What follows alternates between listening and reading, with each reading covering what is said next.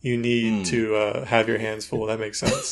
Yeah. But it's still really annoying. That was the worst way you could have said. I don't know what you mean. I'm totally innocent. But yeah, I think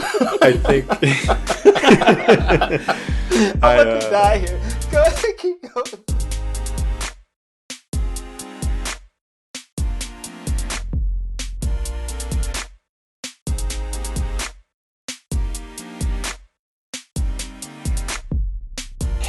Hey, everybody. Welcome to another beautiful episode of the Super Agile Bros. You know, somebody told me recently that how I start the episodes is like I'm about to go into a rap battle or something. So I almost said yo, but I was like, bro, that's too much. Yo. Welcome to the Super Agile Bros. You already know what it is. It's your boy, Bradston, just holding it down. And of course, we have the boy, Kyle. Kyle, how are you doing today, sir? Hey, doing good, man. Glad to be here. It is a beautiful Super Agile Bros Day. I like that phrasing you did there. Yes, always. Beautiful people, beautiful day, beautiful things. And of course, we got the other boy, the other brother from another mother, Steve, in the building. What's happening, Steve? How are you doing, sir? I'm not a boy. I'm a man. You don't sound certain. I think I'm a man. I need to hear a little bit more bass in your voice, and a little bit more confidence. Boy, if you don't. Everybody's like, wait, is he 12? All this time. 12 and a half. He's like, he has a bright future ahead of him. But yeah, it's just another episode of greatness. Today is going to be fun because I feel like in my head, as far as what we were planning for the next coming week, kind of got upended because of some experiences that recently happened. And that's life, baby. That's how it goes. It's life, and we'll get into it a little bit. But essentially, this episode, we're going to be talking about games that have surprised us. And particularly what we mean are games that have surprised us in a positive way, meaning it wasn't what we expected. It was wow, this is great, awesome, positive experience.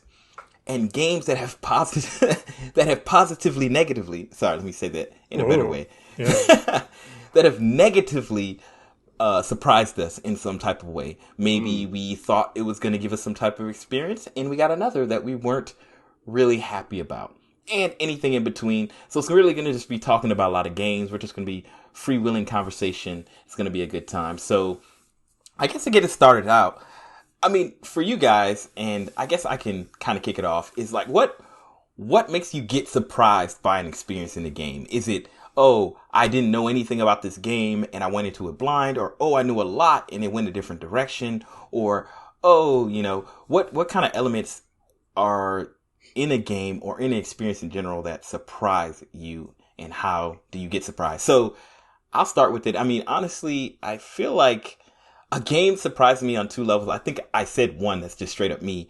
A lot of times, when I'm going to take part in any type of media, like video games, movies, anime, whatever, I try my best to not look anything to it. And I know you guys are kind of like that a little bit sometimes, right? Mm-hmm. So sometimes I just go into a thing and hey, I heard about it, and I've heard that it's good, or I've heard that it's worth playing. Let me do that. The other option that I think happens more frequently on how I get surprised is there's a game that I didn't have any type of feelings about, that kind of stumbled its way into my life through maybe a suggestion from a friend. Maybe I heard on a podcast. Maybe I saw a random video on YouTube about and was like, what is this? And I shared it with some people, and all of a sudden we started playing it. But I feel like I don't know if it's both ways. I'm cool with the negative surprise, but I like being surprised in general. So I'm just happy when I get surprised. So if a game surprises me, it gives me something to talk about. I guess you could say so. So yeah. So what about y'all? What normally leads to a surprise for you when it comes to games? So I think for me, usually it's opposite things, I guess, that surprise me. So one of the things is subverted expectations, which I guess is the basic thing you need for a surprise to be effective, right? You didn't see it coming, so of course it's a surprise. But like, I don't know, sometimes subverted expectations are still like a little bit predictable. It's like the thing, like they try to do a twist. And so like, I don't like when games do that. The M. Night Shyamalan. Yeah. And so like if there's a game that I go in thinking that I understand it or that I'm going to understand it quick, or, you know, I play it for a little while. I'm like, oh, I understand what's happening. And then it like opens up, I guess would be more of a better thing, rather than subverting my expectations, giving me more than I expected is a nice surprise. And then on the other hand, I also like it when I go into a game with a reasonable amount of expectation. Maybe I've watched a review, maybe I've heard somebody talk about it, and then it like fits the hype more or less. You know, it's like, this is what I expected it to be. That's a nice surprise, because a lot of times these games will get overhyped and you'll have these experiences that they call out and people talk about, and then you play it for yourself and it's like, well, that's not the game I'm playing at all. Yeah. You know? And so whenever those things sync up, that's also a nice surprise. Yeah, I think in the broadest term, when a happy surprise is when a game has more depth than I expected. So not like a plot twist or like a different mechanic. Although different mechanics can definitely help, so can plot twists. But yeah, like when I go into a game, whatever my expectations are, and then come out like, wow, that was way better. I mean, I feel like this is not a question that people think about usually. It's kind of answers itself. But yeah, I think just unexpected depth. On the other hand, I think a lot of the games that have disappointed me have been, sometimes it's a lack of depth, but more often it's more about me. I find that well, maybe not more often, but just as often, I find that it's like, oh, I thought this is a game I would be able to get into. It looked really cool. People have talked about it. And sometimes there's a problem where the game sucks, but sometimes it's just a problem where I just don't like the game for, due to no fault of its own. It's just not for me. Mm-hmm. And then I'm disappointed. I'm like, oh. Because you want to like it, yeah. So. Well, yeah, I want to like it, or it seems like I should like it because everyone else liked it. Yeah. Yeah, it's interesting because, like, I feel like overall, I don't trust many people's judgment on anything. I don't trust your judgment. Which is good. I think it should be like that. Like, you should take things as they are as you take them. Because, like, one of you guys just said, like, oh, it's Kyle. You're like, oh, you watched some video online and they tell you the game is good or great or bad or whatever, and then you go there and you have a different experience. It kind of annoys me, Like, have you ever seen like a review for a game where the review is like super duper negative seeming? Like, oh, the game has a lot of bugs and the enemies are really glitchy and, oh, the weapons are underpowered, and they start going in on the game like, oh, also the graphic fidelity is really weird. I'm going to give it a 9 out of 10. And I'm like, wait, what? Right. I've never actually seen that. I mean, I know it's like a meme and it happens. I can't think of that happening. Yeah. It seems to be, yeah. But we can say, go ahead. It sort of happens. It happens less often now because I think the game community as a whole has gotten more vocal, but it happened a lot with like AAA games where they'd have a big studio behind them and the game would look fine, but it'd be mediocre for all intents and purposes. All the critics would say, yeah, I mean, it functions mostly, but there's these bugs and glaring issues. But then it's like those paid for comments that are like, oh yeah, it's game of the year and all that stuff. I think that's where the meme kind of birthed from, was these journalists paid to give these raving reviews. I think what I have seen though? I have seen where the journalist themselves has a laundry list of issues but then rates it highly.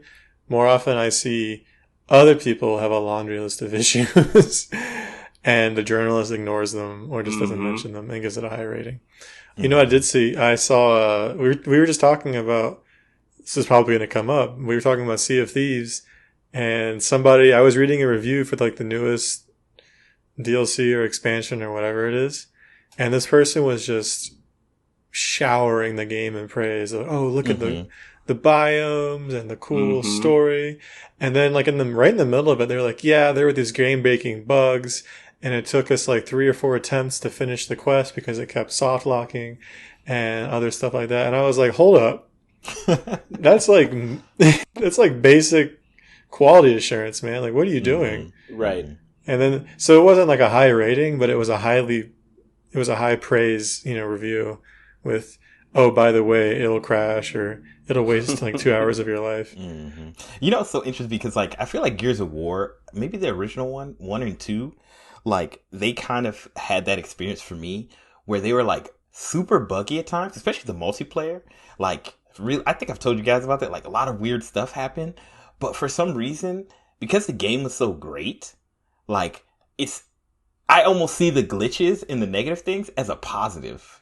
You know what I'm saying? Like I'm like, oh man, my character just all of a sudden ragdolled and then shot across the field and then went under the map and then I was shooting grenade. Like I'm like, that was really cool. That's super endearing. Yeah, right. Yeah. It's endearing, but it's kind of because you've already attached and associated positive feelings to the game for whatever reason that you kind of give it that, I don't want to say a pass, but you know what I'm saying? Like, kind of just, I think that forgiveness comes with, if the game has enough redeeming qualities, it brought you enough joy, and then maybe even, I know a lot of cases the game will be a couple years old or some reason why the polish isn't there. And so, it kind of does actually get that past that forgiveness, but it's just because the rest of the game is solid enough, Or maybe the polish is there for its time. Like, true, yeah. When it came out, it was like, wow, this is great. And now that, it's not it doesn't look as good, the industry has moved forward. It's like, oh, this has some jankiness. It has aged. Like Super Mario Sunshine, that at the time, maybe it's because I was a kid, but I never felt like it was janky until I became an adult. And it kind of goes back to the expectations that, like, your last, what did somebody used to say to me? Your last experience determines your next expectations or something like that. Like, if you were playing, pithy. Huh? It's not very pithy. Yeah, it's a much better said phrase somehow. But essentially, what you experience last determines how you judge everything after that, right?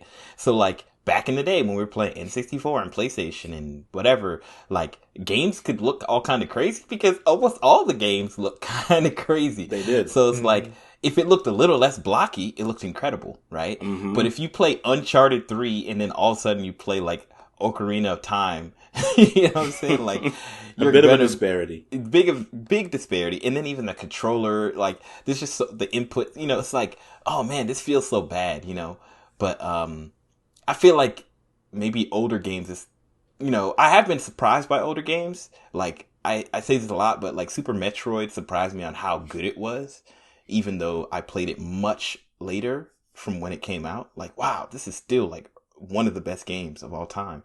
But like, I don't give it a pass if you're made in the recent, you know what I'm saying? Like, well, maybe I do. Maybe I do. If you have access to what we know as, like industry standard things that prevent certain things, then you don't get a pass for those. But if you're like an indie studio or just a couple people or even a smaller studio, I guess, trying to do a bigger project, I think it's based on the game. But yeah, in general, I agree that we're long past the day of passes in the industry. You say that, but then like Hollow Knight just blows everybody away. It's like essentially a perfect game made by 2 or 3 people, right? I feel probably like didn't have access to that stuff. I feel like indie games are the literal exception to the rule, right? Like you kind of just base them off what they are. Yeah.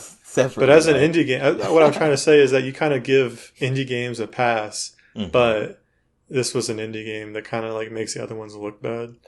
True. Yeah. Like it just sets a quality bar. It's like, wait, why aren't y'all doing that? This is what indie games are? Wait a minute. Wait a second. This is quadruple A. I want my money back. Speaking of getting your money back, oh man. Speaking of not getting your money back. Not getting my money back. So we promised on an earlier episode that, well, I don't know if we promised, but we at least set swore. the We agreed.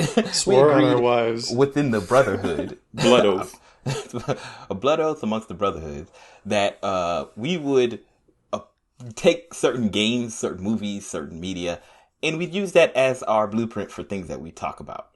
One of those games, and Steve already mentioned it, was Sea of Thieves. Sea of Thieves.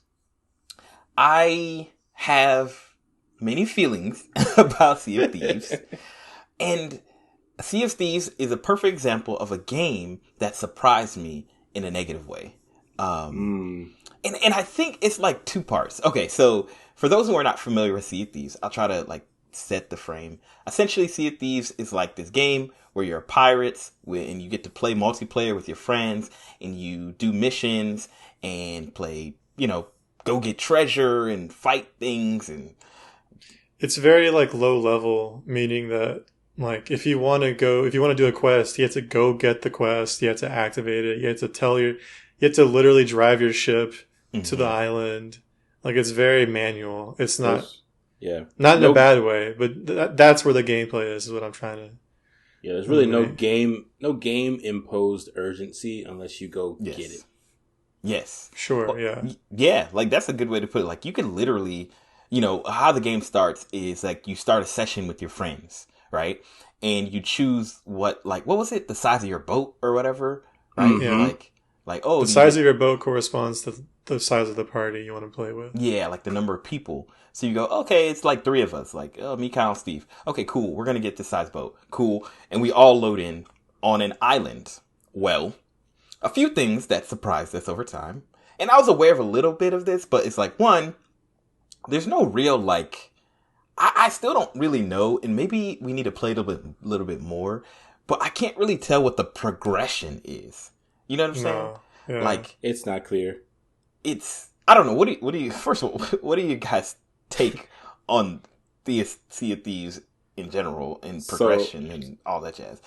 I'm surprised you jumped over just us grouping up, like the hurdles we had to go through. Oh, yeah, there's so much. Like, first off, getting to the point where you can invite people is like nested within like 3 different menus. Mm-hmm. Well, it's not nested. It's just a later step than you would expect. Yes. That's nested to me. But either way, yes, later in the process than expected. And then it wasn't clear about the boat thing. And then the load time was... Pretty vicious. Yeah. It was weird because we were all, especially you, Steve, have a great connection. And even you had to wait a little while. I was probably, even I had a great connection, but one of us doesn't have a great connection. And he was probably holding the others back. Well, because you have to load in together, right? Well, I think it's one part your computer and one part of your connection, right? Yeah. Like one part, your game loads, like there's some stuff, and then connecting to the server. But like overall, I think the experience of partying up, it's like first of all, this is a Microsoft-owned studio or published through them or whatever. And overall, it's I rare, find Microsoft games in general to be okay when it comes to like partying up and stuff like that. Let's not talk about Halo. But like, I think the Master Chief Collection to be specific. Yeah. But the weirdest thing is like, how many games nowadays do this? Lobby. Just have a lobby where, and then in the lobby is where you make those decisions. Right? Mm-hmm. Fortnite or Apex or I think even like FIFA. Like it's like there's like simple rules for how do you play with your friends. You create a general lobby and then you do your game settings, right? Yeah, you party up. Yeah, then you choose a mode. Like you go into it together versus somebody having. In a lot of these other type of lobbies, you can set things up to a degree. You can choose the mode before people join. I get that, but it's just like. For me, the issue was that it didn't feel seamless like in all these other experiences. It's like because it was so, I don't know, noticeable that we had to go through all these steps to finally get there is what made it seem extra bad. Even though, all things considered, we got there, so it wasn't completely useless, but it's just like, there's a lot of things to compare it to that do it better. It was weird. I was like, wait, shouldn't I already be in a party with these guys? Like, why am I picking all this stuff now? Mm-hmm. But once once I understood what was happening, it didn't really bother me that much. It's just a weird decision. Yeah. Yeah. And it's not the most egregious I've ever experienced. There's always Monster Hunter. There's always Monster Hunter. I think Monster Hunter is not a multiplayer game. It's just like you just happen to be in the same space. I don't Sometimes. even. Sometimes, if it allows you, You might as well be playing No Man's Sky. Oh yes. no! Yes. Just happen to find each other in the same place. I mean, I think that Sea of Thieves was not egregious enough where I was at least upset or anything. I was a little bit annoyed. Like, okay, like, who's going to do it? Like, we all go to the same screen where we're all in a lobby, and then we all realize, oh, wait, one person has to invite everybody, right? And it just so happened that I was, like, the last person to join. So I just happened to, like, hey, okay, I'll just invite everybody into my lobby. And then there was the issue of sending an invite and then it not appearing in the game. But that's, once again, just weird technical things. We get into the game. And overall, the game at that point was seamless from a multiplayer standpoint, right? Like, we're together. Yeah. It looked good, Yeah. Yeah, it looked fine. Because I'd seen people play Sea of Thieves before. And then we got a taste of, like, the graphics and stuff. With the gameplay, because we all did the tutorial beforehand. So Once I lowered my settings enough, I was able to play it. I feel like, I don't know if it's a performance hit for playing on Linux or what, but it felt like it would be somewhat smooth, and then somebody would fire their musket and my game would freeze for like 2 seconds, and I'm like, yikes. So I kept dropping graphics quality just to like get a stable frame rate. Yeah, and overall, there's just a weird choppiness to it, like the movement and like it was just it was never smooth. Yeah, like it's like they needed to add some like LARPing game development stuff, like just like hey, smooth it out a little bit. Like it just felt very jarring. So it was grainy, like moving moving your view. Felt grainy. And it wasn't that it was, like the frames were fine, like it was 30 frames, whatever. It's just movement was weird. And so the best part of the game to me was once we started getting going. Like we get on the sea, like Steve is, steering the ship, telling us turn this sail down. And then, then Kyle is doing this. We crash into something. Oh, so one of us has to go under the deck and look at the map and like, oh, are we going north? No, we need to go a little bit more northeast. That was kind of fun, right? Yeah. The sailing was definitely the most fun part. The most fun part, like it felt dynamic. Getting where you need to go. Mm-hmm. And figuring out puzzles. And then we got on the island. Yeah. But what were you going to say, Kyle? Yeah. I was going to say that's also where things began to get kind of weird to me. I say weird because I don't want to say like a negative thing, like the game was the decline of the game. But like from the beginning, we were in the little shack and we didn't know where our boat was. We found our boat. Those things were fine because it was like, okay, little tidbits of adventure. Eventually, the game's going to meet us halfway on something, right? Mm-hmm. But then, we had the map in the bottom of the bottom of the ship. And we discovered that, and we're like, oh, well, we have this mission to go to, this island. Because we found a quest board, and we grabbed some stuff. We were doing random stuff. Yeah. The stuff you do in a game. And so it's like, okay, so that was fine. But then it's like, once, I guess, the way maps were going to be handled in the game became the norm, that's where I started to get really frustrated with the game. Yeah. What do you mean? You mean the physical, like the physicality of it? Like, oh, you need to look at the map in game to like interact with it. Like, there's no overlay. There's no other way to mark anything on your HUD, right? You can't say, oh, here's a waypoint that I want to head to. There's no waypoints. Yeah, right. There's no north, south, east. Do you like that? Is that what bothered you, Kyle? Is that what you're saying? Yeah. So I'll say, I'll put a disclaimer out there. I'm spoiled. I'll say it, by the way that maps are handled in games a lot of time. I am not a fan of when you're in the overworld and there's a line bringing you to the thing. Sure. If there is a more elegant way to show a waypoint in the distance, that's fine too. But the thing that got me was that, there was this huge red X on the physical map in the world. You couldn't zoom in on it. You couldn't really figure out. You can't look closer. Right. And so you only have this physical map, and then, the texture on it was passable. Like, I guess it was maybe for decent, immersion, maybe to save on resources. I don't know. It was kind of fuzzy. I'm going to be honest. And so, there's a green splotch here. Maybe that's the grass. There's a tan splotch here. Maybe that's the trail. Ooh, you know what, dude? I wonder if the map, is always a high quality texture, or if they scale it based on your texture settings in the graphics settings. If you have it on cursed, if the map is just worthless. Just looks garbage. Oh my god, it's cursed. Wait. Let me talk about that real quick. That was something I really didn't like. They went with the themed graphics settings. So like, I think the worst level of any particular setting was cursed. The highest was mythical or legendary or something. Mm-hmm. And then in between it was like common, rare, whatever. And I'm like, I can kind of piece together the hierarchy of what's better than what, but it's not intuitive. So like, as I'm trolling through the settings, I'm like, I can't look at this and see what level it's at. Like, give me a number, give me, one of 3 settings maybe. It was super annoying. What they should have done is they could have done cursed, but they should have said cursed and then said low. And then maybe on mythical said high, and then you could infer in between all of that, okay, cool, like blah blah blah blah. But like it kind of was so like, give me a number. Curse number 1, something, mythical number 5, something, 10, something like that. Yeah. Well, there weren't 10 settings, but on top of not being intuitive, they weren't consistent, because some of the settings only had like 3 different. Right, and that's normal. It's normal for some settings to have less granularity, low, high, than others. Yeah. But it made it even more jarring, because now it's only cursed and mythical, and it's like, what happened to common? Well, right. It's a middle ground.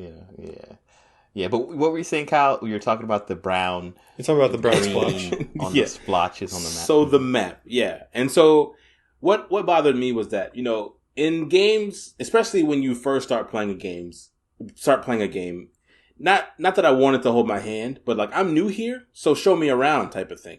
Because in the tutorial, they did the same thing, but it was super blatant. Like, they gave you a map, like he gave you a map, and he was like, go over here and dig it up. And it was like, if you missed it, then you shouldn't be playing the game, because, something's wrong with you. But this doesn't get any easier. Yeah, because and so that gave me like a false sense of security, I guess, of what to expect when I got into the real game. And, it sent me to a spot, because, between the 3 of us standing in one spot for probably half an hour, 45 minutes, digging around where we saw the X was, we still, to this day, never found it. The relic. That was the straw that broke the camel's back for me, because up until that point, there were 2 other things that we were trying to find. We eventually found them, but then they were hard to find. It progressively took longer to find, and then this one it seemed like it just wasn't even there. To use it, it seemed like it was. I think we didn't play enough for me to really get a sense of it, but I wonder if the places where treasure is buried is randomly generated or randomly chosen, because some of the spots that we were digging at, they were right next to the green splotch or the corner of the brown splotch, and it made it really easy to kind of look at the surroundings and say, oh, look, this is a landmark. But sometimes it would just be in the middle, and the X is so big that it could be anywhere in I don't know, a 10 by 10 foot square, and you're just digging, hoping to God that you hit gold. That was, for me, that was the word. I liked that it wasn't handholdy. I liked that it made you figure things out, and that it was, you actually had to look at your map and be a human. But I do think that the places where stuff was buried needs to be better curated, because some of the X's were just out in the middle of nowhere, and you're literally just digging for what seems like forever. I think for me, it's like, I agree with you, Steve. Like, I actually really, so I kind of want to call this game Pirate Simulator. Because, sure, yeah. Like, if you're playing any other game, I don't know, like FIFA or something like that, you're not like playing football or basketball or soccer or whatever. Like, you're playing the game, right? Which is just, this is how you play soccer by pressing X and A and jump. But this really felt very like tactile. Like you were the pirate. You Yeah, it's had to low fix the level. hole. Yeah. You had to do this. You had to look at the map. And I really appreciate that. I thought that was cool. Like, I thought, like, very oh, good. cool. Like, we're really immersed, right? Meaning travel. You can't just teleport, right? Well, you can teleport in one scenario. But, like, overall, you have to actually travel, right? Yeah, use the boat. But I think, like you guys said, the moment it literally took the wind out of our sails was like, okay, we're here. We know it's right here. Like, we legitimately know it's right here. If I was a pirate in the real world, I feel like I could have found this because I would just make a system and I'd be able to find it. But the game, and then here's the thing. I think if you're going to make a game where I can dig places, I feel like you have to make it on a grid system. Yeah. Because oh god, the fact that it was so, like, you could dig anywhere, so you could Yeah. dig right next to where the treasure A millimeter was. next to where, yeah. And you might not get it because you were just off a little bit. Instead of going like, boop, it's just this square. Okay, let me try the square next to it. And then you can do some kind of pattern to figure out, oh, what places I haven't done. I felt like that's where I was like, okay, guys, this is Pirate Simulator, but this needs to be fun. This doesn't need to feel like a job. You know, like, like legitimately, there's one point where all three of us were in the same area digging relentlessly. Literally nothing. Literally nothing. Worms. It's like, we found some worms. You should at least give me some kind of like indicator that I'm kind of close. Oh, the soil here seems like it's been moved. You know, it's different than this patch. Something. Okay, cool. I'm in the area, right? Maybe on the more advanced missions, I've been playing for 20 hours. I'm Captain Redbeard. Yes, you know, like, please. Redbeard. Redbeard. I'm the most gangster pirate. So cool. Take off all the handrails. Yeah. But this is literally the first thing we do when we join the game. How, like, okay, this is what I wanted to say. I get that it's an open world and you can take whatever missions, but like, tell me what, like, I should do at least. This is my first time in the game. I've only done the tutorial. Give me some kind of like, hey, it's good to start here, and this is the first mission that we send all pirates on so that they get a feel for the game, you know? Like, make it easy for me. But it felt like we had 10 maps in our inventory. We're like, where do we go first? What's the game actually about? You know, it felt, right. I don't want to say overwhelming, but like too unfocused. You know what I'm saying? Yeah, I was going to say directionless. Directionless. That's a great way to put it. Yeah, because, you know, the game knows that this is the first time we loaded in, despite the mode we picked. Because I think we picked adventure mode the first time and then pirate mode the second time. But it was the same experience both times where it was like, it never acknowledged that we should not be just going off and trying to experience this game without any sort of direction whatsoever. Like, that's just, I don't know. To me, in my opinion, if you have a sandbox game, especially, where you have all these meticulous systems that you built out, I think you owe it to yourself to teach the player more about it in the actual game, you know, outside of the tutorial. And then they can cut it off or ignore it as whenever they want to. That's fine. But like, the due diligence of the game developer, I think, is to have something that leads the character, leads the player, so they can build up some momentum. I would have liked to have seen, and maybe they do this and we just missed it. I would like to have seen like some sort of system in place that rewards me for exploring outside of. I had a map and I was told to go here because I'm on a quest, or I heard of a treasure here. Like, oh, let me just sail and see what I find. Like in Breath of the Wild, you can literally just look at a mountain and be like, I want to go there, and you'll find treasure, you'll find weapons.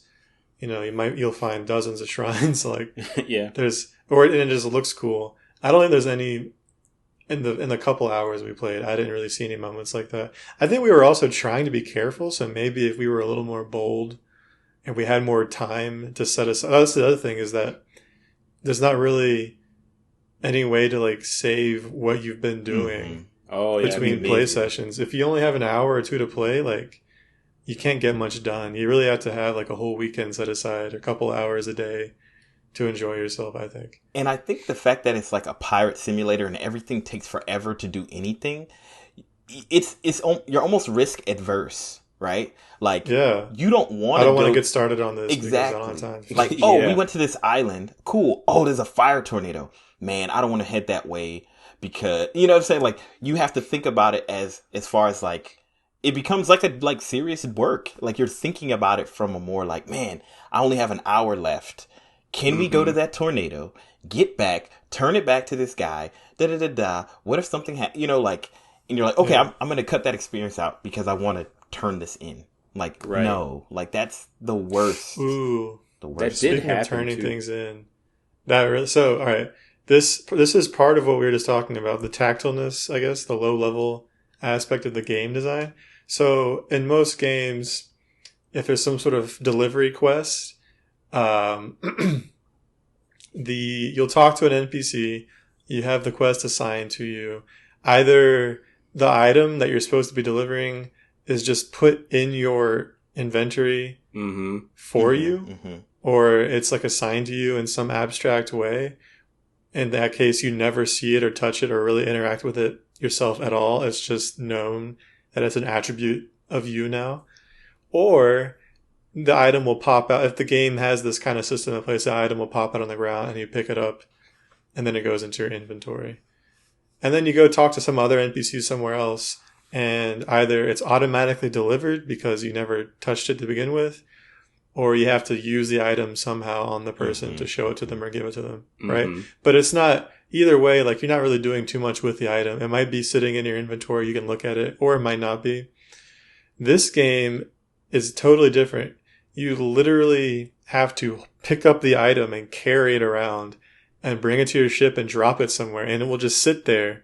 There's not like necessarily a storage unit or a place you put it when it's not in use. Yeah. And it's the same with the map, right? Like if you're looking at your map, you don't have your shovel out because you're holding your map. And so this really irritated me. We had a quest to deliver stuff to Groggy Ed or whatever his name was on this island. So we get this plant and we bring this plant to him. Or no, it wasn't a plant. It was something, whatever. We had clothes the first time. Yeah, that's what it was. It was a thing of clothes. We bring it to him, we give it to him, and nothing happens. We're like, I guess we have to go back to the other woman and tell her, yeah, we delivered it. So we go back, and I talked to her because I didn't talk to her the first time. One of you guys talked to her. Yeah, I did. I initiated the quest. Yeah, so I talked to her, and she hands me a plant. Like, she doesn't say, it's just like, take plant from her. I'm like, oh, okay. And I put that down, I talk to her again, and she gives me another plant. I'm like, wait, what? And I put that down, I talked to her again, and it doesn't let me talk to her again. And I realized that the original quest was to deliver 3 separate items to this man, but you had to get them one at a time and, carry them and all this stuff. Yeah. It was on one hand, it's cool. It's like, all right, I literally, physically have to carry this using the character's hands, had to carry this stuff, put it on the ship, bring it to him. That's kind of cool. There's like a tactileness to it, as I keep saying. But on the other hand, because they didn't account for the fact that maybe the player isn't going to talk to this NPC 3 times in a row, there's no indication that there's multiple items I'm supposed to be taking. At least not that I got. You talked to her, so maybe she said these 3 items and you spaced out. I don't know. I mean, when she handed you the plant, like you just happened to go talk to her again to get the 3rd one. So I think so. Yeah, I think I noticed there was a separate button to like take something from her and to talk to her. So I figured, let me keep trying to do this and see what I get. See, my problem is you can't have it both ways, and I'm talking to you, Sea of Thieves, directly. Rare. Listen up. Listen, Rare. I'm calling you out because you can't do this to me. You can't give me an obscene inventory where I can hold 20 planks in my pocket, 8 bananas, a whole bunch of bowling balls that I'm going to shoot out of my cannon, and all these things, right, in my pocket. And then tell me I have to physically grab a plant, swim through the water, climb up a ladder, then throw it on the ground arbitrarily in my ship. Just in a corner somewhere. Just for this mission. Like, yo, I get it. Like, doing all that is annoying. And I think they made the right decision to not make you have to physically manage your inventory like that. And I think when it comes to the treasure, dude, just put it in my pocket. Like, this isn't, like, the only time that I think it's fun in a game when you need to grab something is when it's like it's an escort mission and the other players have to protect you or something. Oh, you're bound by the object you're holding. You're one man down and everybody else's job just to get you there. That's really fun because it kind of gets that like tenseness. But when it's like, I need 3 plants. And then the most annoying part is we went to that island. We didn't get the one treasure that we needed, but we got a whole bunch of other treasures, right? We have them all on the ship, scattered on the ground. Some of them are small, some of them are big. So, you know what I'm saying? They're on the bottom. Then we have to go grab each of them individually, go to the island, try to remember the fool that we're supposed to give it to that person, go back to the ship, grab another thing, walk over. Like, to me, that's just tedium. That's not fun. Yeah. Ooh, that's not gameplay. You know that's just stupid. I think I know why they do it this way, actually. Sorry, I just went on those. Go ahead. So I think everything we just said still applies. However, it occurs to me that since this is a pirate game and usually you're playing in a world where PvP is a possibility, and the game actually has mechanics in place for you to like raid and steal from other players, it makes more sense that you can't put the stuff in your pocket because another player needs to be able to just jump onto your ship and take it and run inside and grab it and then leave if, you know. And then he needs to not be able to put it in his pocket so that he's at a disadvantage. So like that's the pirate life, you know, like if you're hauling booty, you need to have your hands full. That makes sense. But it's still really annoying. That was the worst way you could have said it. I don't know what you mean. I'm totally innocent. But yeah, I think I'm about to die here. Go ahead, keep going, please. Now that's humor. Anyway, I'm hoping that was their mentality. I'm willing to give them the benefit of the doubt. It doesn't help me any. I still was annoyed. But as far as like the fun is concerned, I don't think it hindered my fun to have, because I agree that it definitely does seem like a pirate simulator. Carrying around the treasure and stuff seemed very, to use you guys' word, tactile. And even when we grabbed like that first one, you know, it was a wardrobe, but it was like open and it was full of clothes, and we put it on the bottom of the ship. And during our journey, we hit some rocks and the bottom of the ship flooded. And so then when I grabbed the box again, it said wet. Like it was a wet wardrobe or something. Like, so I think that goes back to the point you made, Steve, about, you know, things existing in the world, you know, so for other people to be able to interact with. And now, do I think Did we ever figure out what that meant, that it was wet? Like, did it matter that it was wet? No, I think it was just a condition. I feel like if we were trying to burned or something. I feel like if we were trying to sell it, then the guy probably would have said something. So this is my problem with all of this, is that like I actually like get it. Like I feel you guys in the sense like, oh, this is cool. It's kind of interesting that like, oh, the clothes got wet. Or like you said, the PvP, like it's kind of a battle of like, where'd they hide their treasure? We need to grab it. But I think the problem is like, that's really cool when you've played the game for 10 hours or 15 or 20 or 100. Or if you care about the PvP. Exactly. The system tells you about itself. Like it tells you why, like, oh, hey, but you know, like you kind of know what to expect, but we literally just dropped it. We did the tutorial. But the tutorial didn't really prepare us for all of the different conditions. Like it's just too many things. And we're directionless. We don't know what we're doing. We don't know why we're doing it. We don't know what the goals are. And then who we are, where we're going. And like all of a sudden there's all these other rules and systems. And systems and rules are fun when you have an idea of what they mean. Like it's fun when they surprise you. Like, oh, the clothes are wet. Now we're wet looking. You know, like that's cool. But it's different when it's like, this is a fundamental mechanic.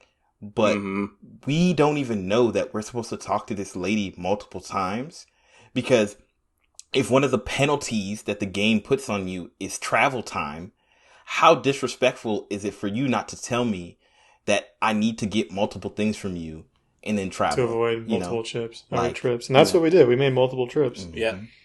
And it's okay if you remove it. It's like Zelda. Zelda does it terribly. They tell you about everything. Like it's the first time. This is a rupee. It gives you, like right. Okay, chill out. But the opposite side is terrible. Like you can tell me after my first time doing something that like, hey, be aware of this. Maybe you don't tell me again, and that's on me. But like, it feels like a punishment in a way. Like, so one thing that was. Oh, you go ahead, Steve. I was going to say a quick positive. One fun aspect of the fact that you have to carry stuff around is that when you carry the plants around, this is a really fun detail. It obscures your vision in the most obnoxious way. It would just plaster plants and stems, or leaves and stems across your screen, and it's like you can barely see through it. I'm like, that's hilarious. You look like an idiot. I can't see. I did like the whole physicality. Like I really like, my favorite part was that I could flip my map around and you could look at it. That's a fun detail. If only one person has the map, at least we could it's still kind of shared, which is kind of cool. Yeah, The most gamey part of the game was the harpoon, because you can just fire it and it comes back. Like everything else felt like it had real consequences. Restrictions. Mm-hmm. Yeah. And one thing that kind of really stuck out to me is like, so the whole like idea of a pirate, going back to what you said earlier, Steve, is about the booty.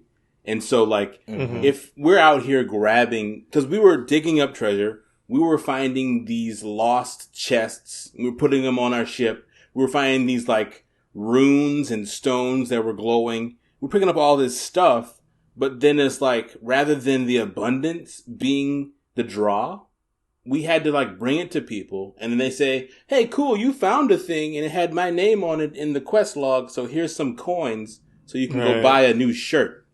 And it's like, thanks for the shirt, homie. Yeah. And it's like, at that point, it kind of like severs your tie with, it's like, I'm a pirate. I found a treasure chest. I want to open it up. Give me the shirt from opening up the treasure chest. If I find the same pair of socks 4 times, because it's a random loot drop, I would feel better about that than having to sail all the way to a hub world every time I find something for a guy in a tent to be like, oh, you found it. Great job. Yeah, it's kind of funny. As a pirate simulator, like they removed the most, I guess, interesting part of being about a pirate, of amassing wealth. Like everything is kind of like, gated through some random NPC, and you don't even know what the NPC. And then like at the end of the day, like you bring this really cool, like Steve had this really cool blue looking mask kind of thing.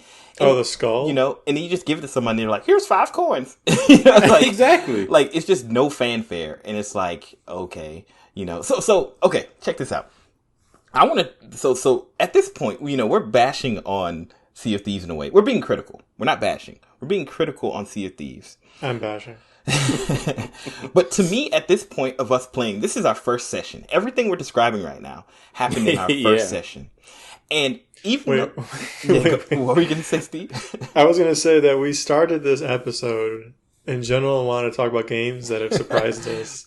Yes. And we were apologizing for not talking about Sea of Thieves. So we've been talking about Sea of Thieves for like almost, I want to say 20, 30 minutes. Apology redacted. 35 minutes, 40 minutes. Look, I think this might be a Sea of Thieves episode, but we'll come back and we'll do this episode again. We'll retry. If see where it goes. But I'm I'm okay because we've played, even though Steam needs to recognize that 5 to 7, 3 hours in this game is not the same as 2 hours in an indie game. We played enough to have something to say, right? So we're kind of poo-pooing on the game. We're saying all this stuff, but really, to me, at this point, I'm okay with this personally. I don't know how y'all felt, because I was just like, okay, this is like any game I've ever played. They're just not good at tutorializing. That does not mean the game is not good or fun or interesting. Like I've played plenty of games that do really well with tutorial and the game is trash, So I'm like, cool. Other than the moment of frustration we had with trying to dig up stuff, treasure. I think we were mostly enjoying ourselves. Yeah, I'll never forget. And we'll never forget. And we were still like, okay, cool. And I'll say this, and I'm going to release, I'm editing them, slowly, but there's a moment where Steve had to go, right? And I wish Steve had stuck around, because he missed one of the most dynamic moments that made me go, I want to continue to play this game. And Steve has seen like one clip from it, but it is so chaotic. It was the whole moment.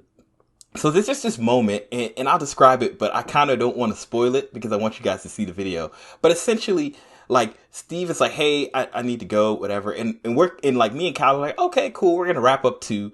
And I see a random boat, or Steve or somebody sees a boat, and it's like, oh, there's a boat over there. And I walk over to the boat, and I jump on the boat. Kyle jumps on the boat, and there's a guy named Lord EJ on there. EJ. And we don't know if EJ is an NPC or a real person. and I still, which is great. And I'm still not sure to this day. Well, one reason why we even looked at the boat is because we heard explosions over there. Yes, because I was walking toward the boat and I was like, booge, an explosion. I was like, y'all hear that explosion? And then Kyle's like, nah, like, let me come over. So he comes over and we're on this boat and there's this guy named Lord EJ on there, right? Well, first, the boat seemed empty, but it was a bigger boat than what we had. And it was a galleon, it was like right? blue. Yeah, and I was nice. like, yo, can we use this boat? And I'm like, yo, we still in this boat. Like, just being goofy, right? So Kyle's down with it. He runs into Lord EJ, and an explosion happens. Lord EJ, like, blows himself up, and we're super confused. And then a sequence of events happens that was legitimately hilarious and fun. Like, I don't want to spoil it, but it was legit fun, right? It was pirate hijinks. And the things that happen, we don't know what's going on. We encounter a mermaid. Let's put it that way. Like, it just, everything about it was just like, what is going on? And it was fun because we didn't know what was going on. But it was like dynamic. And me and, I can't wait to release the video. I just need to finish editing like the last few. And like, it's just crazy. It's hilarious. So that was a high, right? We end kind of on a high, like, yo, what in the world? We need to stop playing. Me and Kyle are doing a song in commemoration of EJ and what happened with him. Yeah. Like, you were playing music in the game? Yeah, we're playing music, overlooking the sea and talking about EJ because it was. See, that's cool. Yeah. I know you're trying to be funny. I don't want to interrupt the moment, but that's a cool feature of the game that you can just bust out some music and have a sea shanty. Yeah, and it was fun. It was legitimately fun. So to me, I was like, yo, this game's about to be fire. You know what I'm saying? Like, if this was just a microcosm of what we have in store, it's about to be fire. Mm-hmm. I don't know how you felt about it, Kyle. Where were you at after everything? And I'd like to hear where you were at, Steve, after you left your experience. But like, like, where were y'all at after our first play session and it ended? You know? So I agree. You know, I think it had its highs and its lows. While we were even digging, you know, and on that first island, there were a lot of interesting things that happened. You know, that's where we encountered skeletons for the first time. The day-night cycle took effect. So, like, at night, all these different creatures came out. Yeah, the big blue dude or whatever. Yeah, so it had its moments, but, you know, just because it was extended because of what we were trying to accomplish, that's what made everything else seem less fun. And so, to me, what happened when we got to Lord EJ and we got on the boat, a lot of that stuff, like, there wasn't a whole lot of different things happening. It's just we didn't have anything there to weigh it down.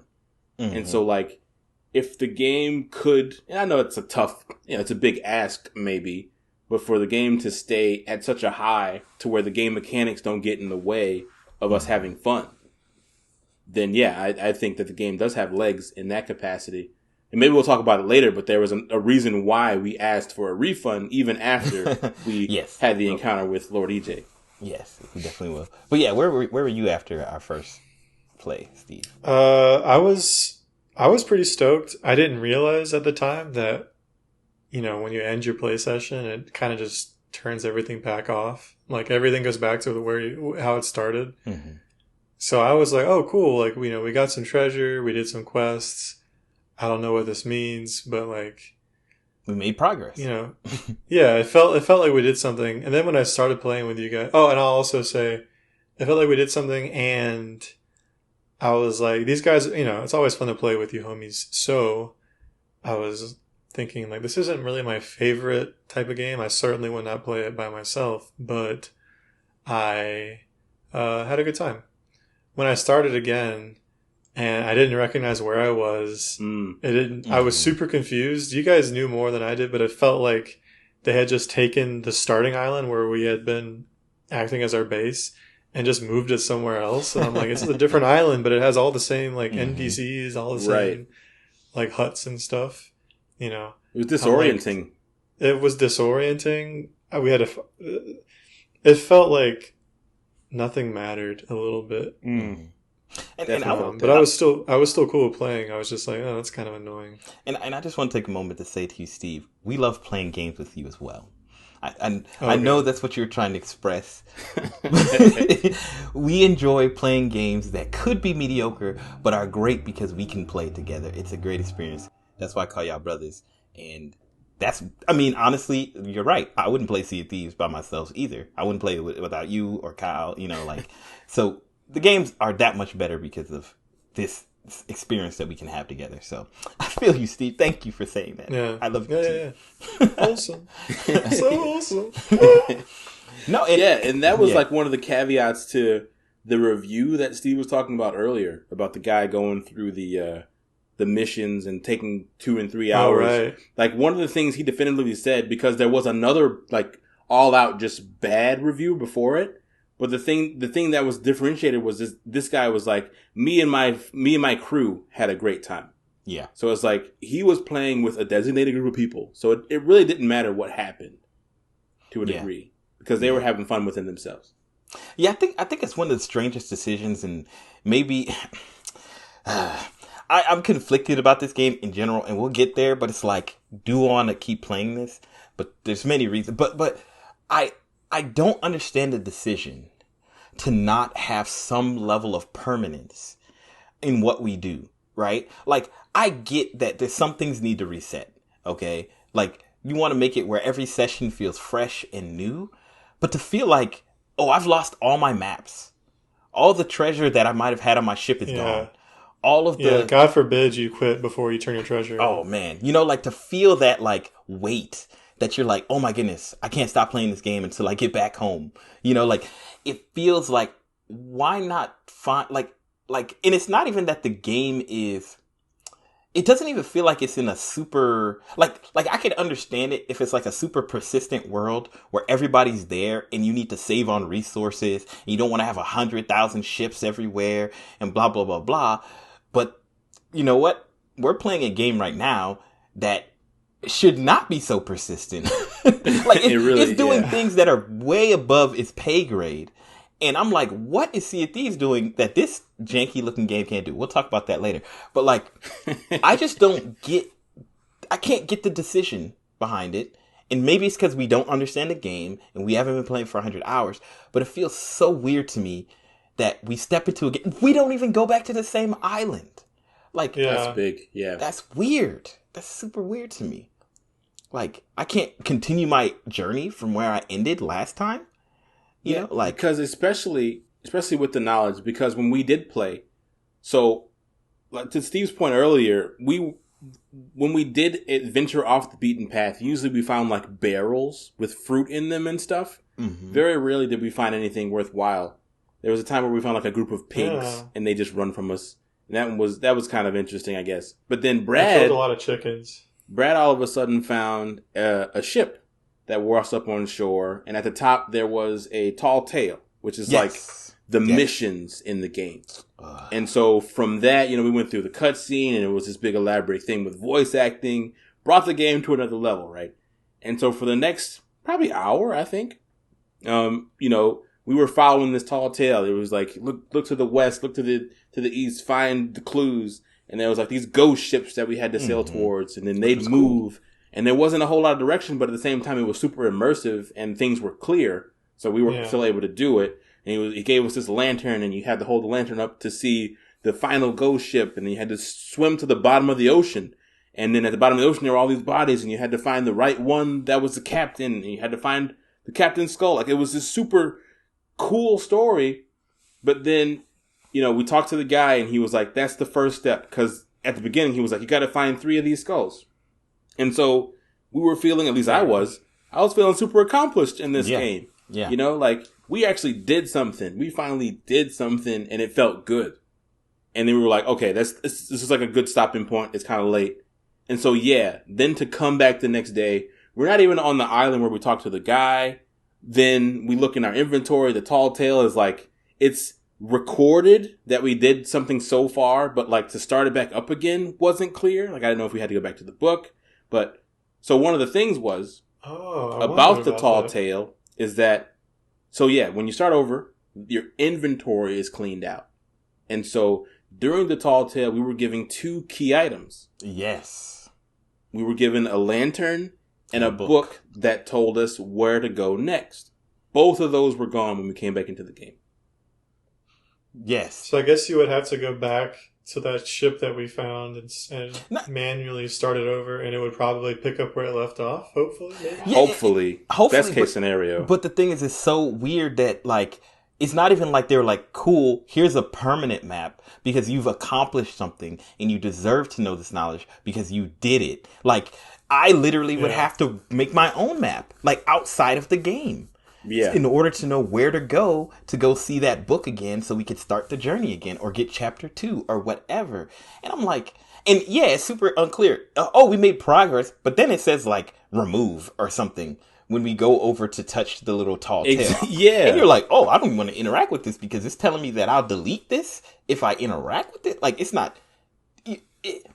that must be so that you can start over fresh if you want to. That must be it. And that's cool. But once again, it feels like it's not for me. It's for someone who's played 100 hours already. Like, it's... Well, that, yeah. Yeah, and I think it should be that, but also the option to continue in some capacity. Yes. If you can remove it, that means it's... Well, I'm guessing it's tracked somewhere that we got this far. Yeah, at least just give me a little convenience of saying like, oh, we honor that you made some journey. You guys made some, progress.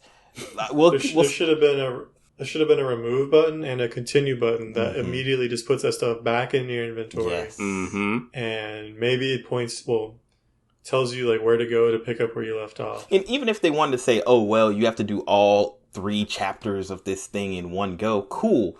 Well, don't show me that. I'm still like, it just seemed very weird, the messaging behind that. And it felt to me, it felt like more hurtful. I wish they had just deleted it because I'd be like, okay, cool. We just need to find that thing again and do that sequence, Clean slate. Yeah. So that weird semi-permanence is not fun. Right. And so I think that set the, how do I say this? I think that set the tone for what was going to happen next. Okay. Mm-hmm. So, which I wasn't there for. So yeah, Steve wasn't there for that, for this series of events. I have this all recorded. So I'll find you at Rare if you don't believe me, and show you what happened. So I'm sure they believe you. There's no way that this hasn't happened to somebody there. So me and Kyle, I think it was before or after a recording we were doing for this show, we're talking, and we were like, wait a second, did we go into the wrong mode? Like, were we playing the wrong mode the whole time? Like, we're not playing we're playing a mode that's sandbox mode, like free play. But there's another mode. Oh, y'all did? Like that story mode, right? Maybe we did something wrong. So we talked about it and we realized, oh, maybe we did the wrong thing. So we briefly went into the game and we confirmed, oh, we didn't do the story mode, which was this, what's his name? Jack. Pirates. Yeah, it's a Pirates of the Caribbean Jack whatever thing, right? It's Jack Sparrow. Okay, Jack Sparrow. So we're like, cool, we'll do this later, right? So later that night, I think, right? It might have been the same day. So I think so. So it's late, it's pretty late, 10, 11. And it's like, okay, cool. Let's play for a little bit and see how this goes. Okay. So quite a few series of events happen. So we finally get together in our crew. We start. The first problem was we couldn't find, when we were first playing, how to start the story. It literally felt no different than when we played adventure mode, which was no story, right? Right, just drops you in. Just drops you on the island. And I don't even... So how did you even find it? How did you find that we started, Kyle? To start the story. So, I remember that there were symbols on the map. And so, I just happened to look at the map and I saw the skull and it was a little bit altered version of the icon that's on all the Pirates of the Caribbean memorabilia. You know, the skull with the crossed swords. Because it's a Yeah. And so I saw that, but it was like on the zoomed out map. And I was like, how do we get to that? And so I zoomed in, and the map, it just shows where your ship is, not where you are. So I zoomed in, and so our ship was like super far away from when I was zoomed out. When I zoomed in, though, it showed the ship at the dock, and that this icon was actually on the island. And I was like, oh, it's been here the whole time. And so then, I was on the ship looking back and forth at the map, back at the island, and the icon was huge, just like the X. So I was like, okay, it has to be in that area. And so I was like, my gamer mind, if you will, I looked in the area, I looked in that direction, and I see this giant mountain, and there's pillars of fire at the top, the tiki poles. Mm-hmm. And I was like, it's gotta be up there. So I parkour my way up there. Takes me about 5 minutes because, the parkour in this game is 10 out of 10. It's great. That's not true. 10 out of 10 sarcasm points. Like, it's fine. Yeah, you can move around. You can run. So I get up there, and either it was one of the pay-to-win stores, like we have to use real currency, or it was empty. I can't remember. Either way, it was a soul-crushing journey back down because I found nothing. And so I went back. I looked at the map again, and I was like, okay, maybe it's still in that area, but close to the shore. So I went around the back. I jumped off of the mountain where I thought the icon was. And I walked back to its character that we saw in our first playthrough that we were joking around. Hey, look, it's Calypso from Pirates of the Caribbean. But she obviously wasn't. She was wearing like this different garb. But she had like the accent kind of. But she was in this little tent. And I was like, no, don't tell me they did this. So then I went and looked at her stuff. I went and looked at her stuff. So she's got like this, generic looking ship next to her. To a layman, maybe a Pirates of the Caribbean fan, maybe they'll, know what it is. But then she's got a ship in a bottle on the ground, and it's low poly, so I don't recognize that either. And so then I look up, and it's like, what's that? It's another sword, like stabbed through a book, but it's like one of those rapiers that they do have in Pirates of the Caribbean. And I walk up to it, and they're like, Pirates of the Caribbean storyline, but it was locked. And so I was like, well, what am I supposed to do? And so I look to the right, and then I see something that was, undeniable. I see Davy Jones's head on top of a chest. And so I look at that. And then I read it again, this new one. And it said Pirates of the Caribbean storyline or something like that. And that one was locked too. But it said like part 4, part 5 or something along those lines. And I was like, oh, there's a series. So then I walk all the way to the other end of the boat. Because I'm on the outside of the boat, and it has episode 1 there with a generic skull next to it. And it's like, start your Pirates of the Caribbean journey. Vote on the... You can't... And you have to vote on it that way. You can't have skulls as, like, important indicators or icons in a game full of skulls. Exactly. It's not okay. Yes. Like when the whole... I can't, in my mind, like, real talk, imagine making a game, setting a mode that's like, it's Pirates of the Caribbean. It's so cool. And then making it that hard for an average person to figure out where in the world I interact with the content that you want me to use. Like, I can only imagine that maybe when it first launched, it was a lot more obvious.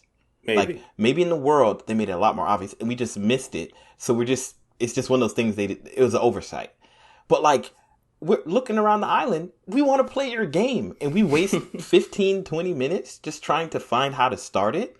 Like, it just... We went to the specific mode. So I think that should be an edge case. Like, put an icon on my HUD showing me where Calypso is so I can go directly to her because I'm in this mode. Yes. So just the one time, as soon as I load in. Actually, I got to go back at the footage, but they might have spawned a Symphonic Calypso. Like they put me in the inn. I was in the inn. Okay, I don't know. But like say they spawn this in front of her anyway. Like it's not like she was like, "Welcome, children. Right. It is time for us to do Pirates of the Caribbean." It was just like her sitting there on a box. Yeah, she looks like every other NPC. And you could actually talk to her, and she wouldn't say anything to you about Pirates That's of the true. Caribbean. She would just say stuff, like random sea pirate stuff. And if you didn't Don't pick up a skull by its fingers or with your fingers in the eye sockets. It's very disrespectful. And wise advice. And it's like, oh, unless I look to the right and see these random things on the wall that I got to come over. Like, it's just it blows my mind, And then okay, so Kyle just detailed what was a terrible series of events, right? But then skip ahead a little, get to the good stuff. Yeah, it took it to the next level.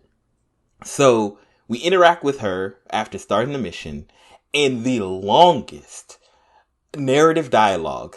Oh my gosh. Unskippable. 5 minutes?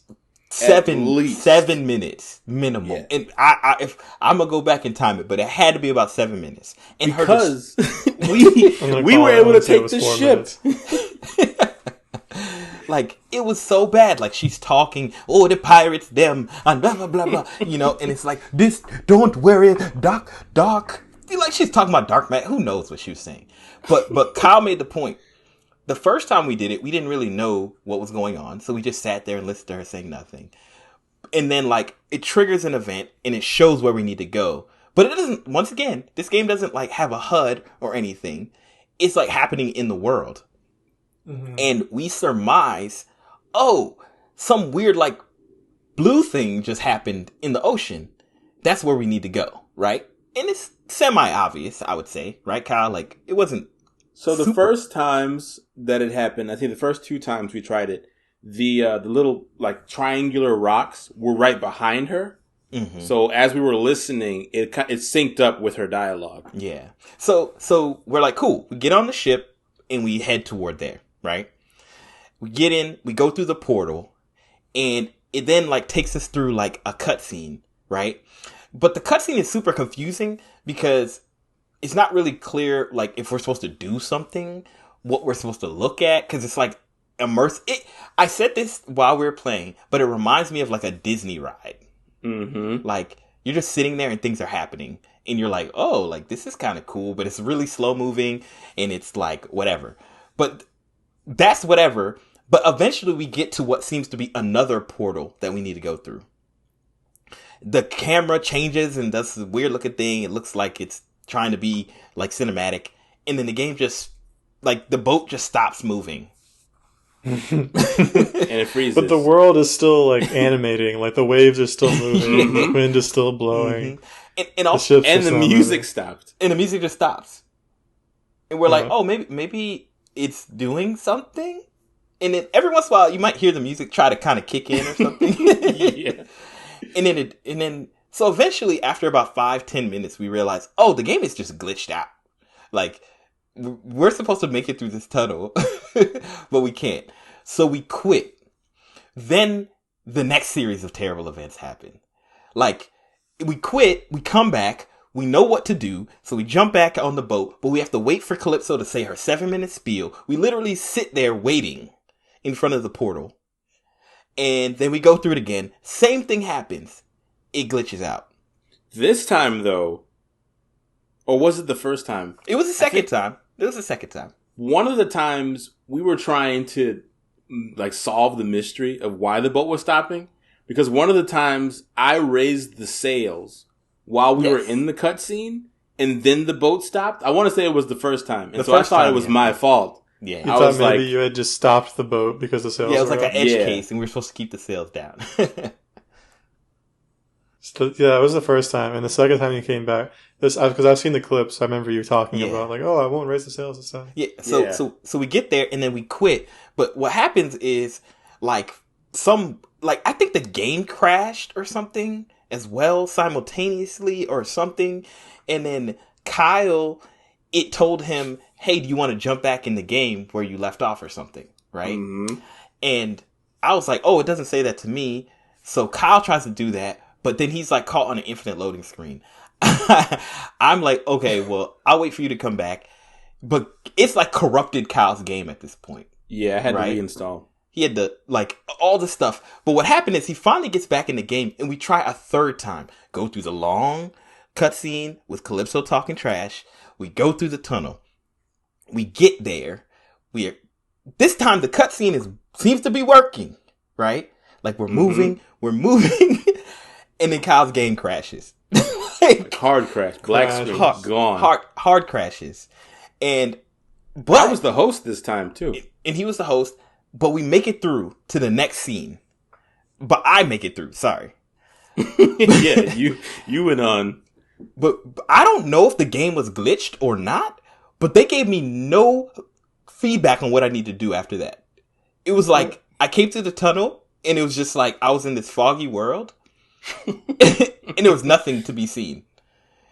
But, like, it wasn't like they were moving me, because before we were on tracks, like, moving. And I'm just confused. Then Kyle's trying to get back in the game, and he keeps saying he's joining the game, but he's not, and then whatever. Then finally I figure out, oh, I'm supposed to go somewhere. But at this point, I'm piloting a ship by myself, dog. Your man has left you. You have no friends. Gone. And the wind had pushed us over, and we hit some rocks, and the boat was sinking. And so I was trying to stop the boat from sinking. But once I went under the ship, the boat would get blown to a different direction and crash into more rocks. And that happened for about 15 minutes. Finally get to an island that apparently I was supposed to go to. And then the worst gameplay I've played in a long time occurred. I'm not even going to go through the whole sequence. But long story short is, it was just so boring.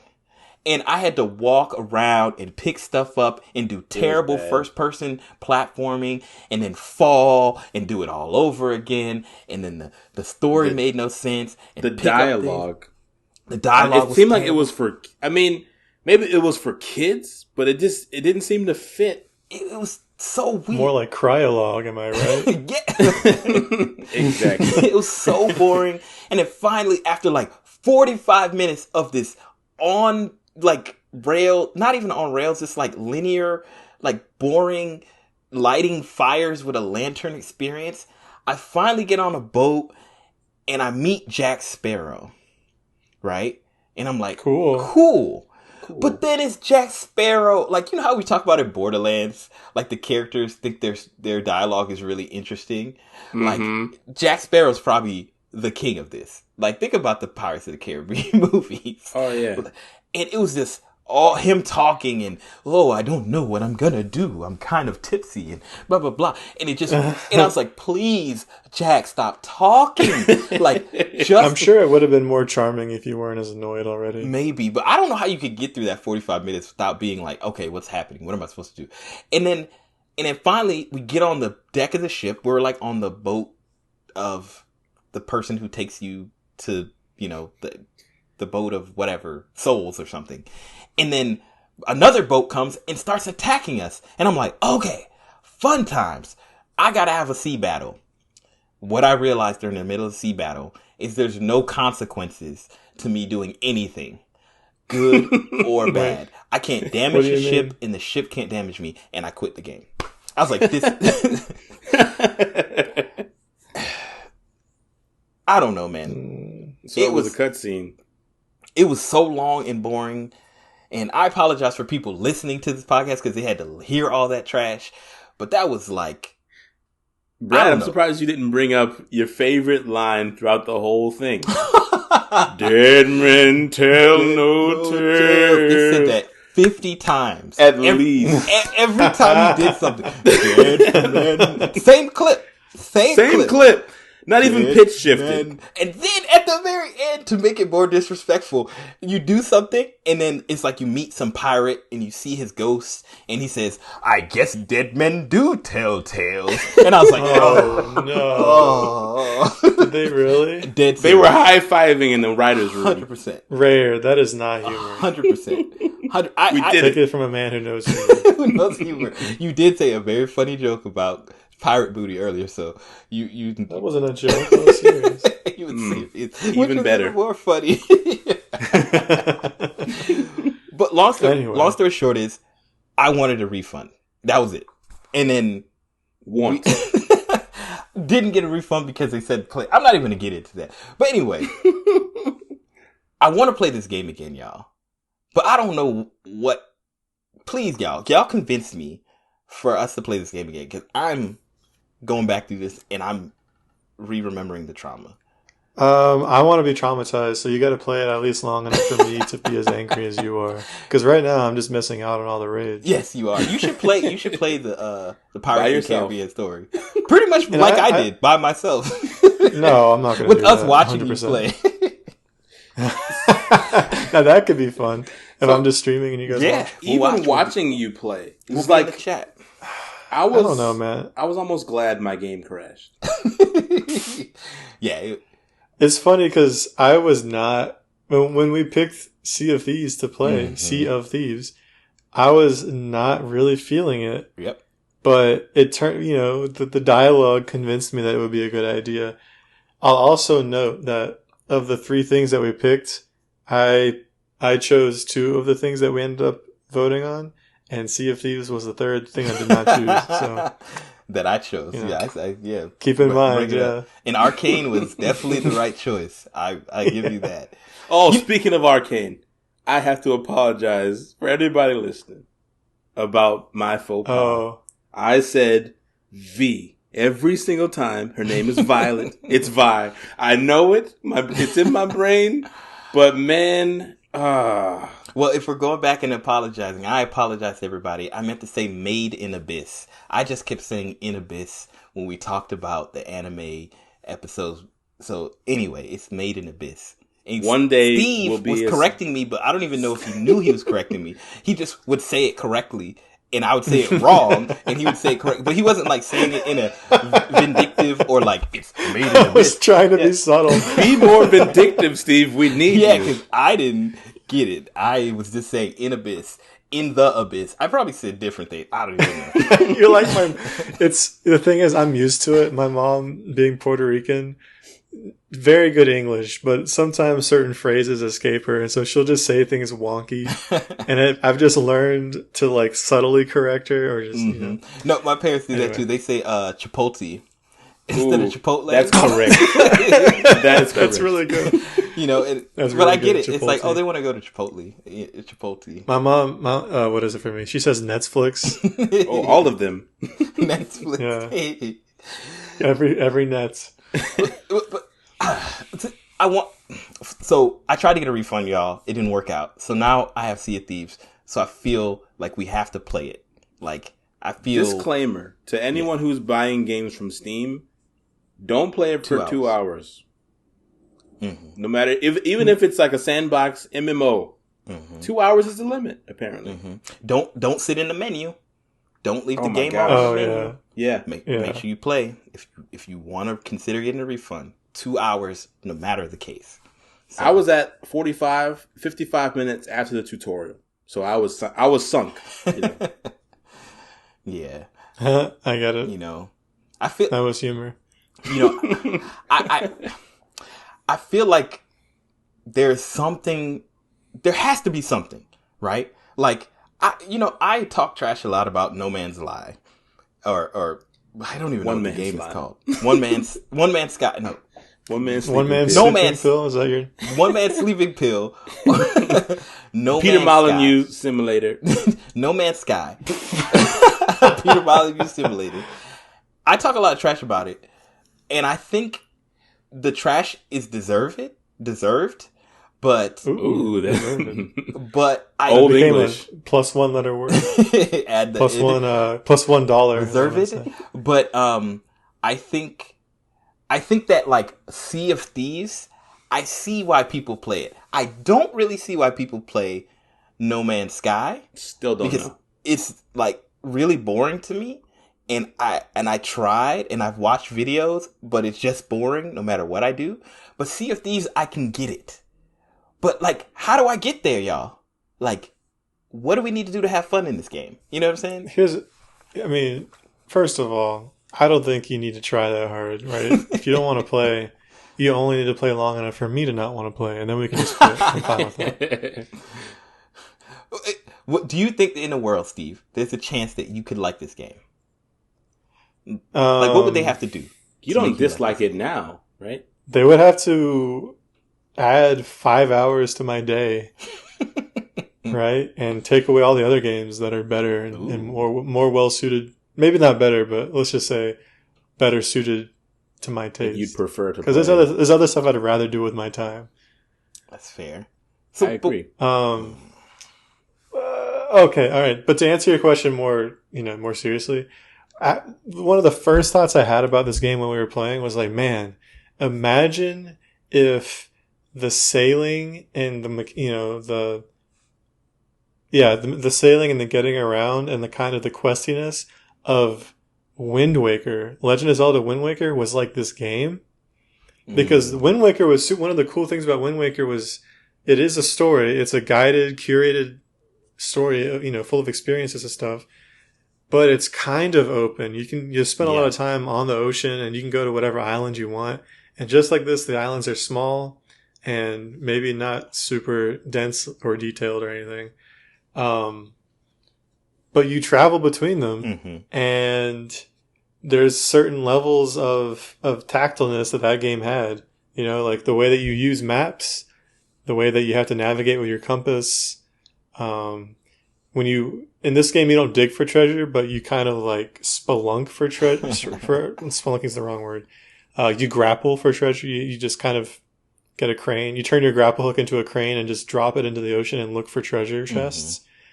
They're not on a map. They glow. It's a little different, but like, I feel like a combination of like the Sea of Thieves mechanics with the Legend of Zelda world and storytelling would have been super cool. I would have eaten that up. It's interesting that you say that because like I think one of the worst parts of Wind Waker was dealing with the wind, right? Like not like that was the mechanic and I get it, but it always annoyed me that I had to do and then change the wind, to like go east or go west. Sea of Thieves surprisingly does not care about the wind at all. Like it's like that's like the one thing that they cut out. It seems like I was very surprised that, especially like playing another game that's not a pirate game, Valheim, where wind really all about matters. the wind. It's all about the wind. You're dead in the water. Yes, the wind is never on your side. Never on your side. So I was like immediately pleased by that. But yeah, like I 100% agree with you. Just imagine Sea of Thieves with the same mechanic where you have to like discover the map. Like I love that in Wind Waker, where you're like discovering islands, discovering little pieces of things. You have to buy maps from those fish. I remember that. And like you'd have to like, the only way that you would get a square on the map is if you visited it. Like you'd have to go, but they like, the fish would tell you where treasure was, but you'd have to like, and I thought that was so cool. Like, oh, this is discovery. And back then, I mean, we didn't have. And you actually found treasure map. I don't think the fish would fill your map in for you.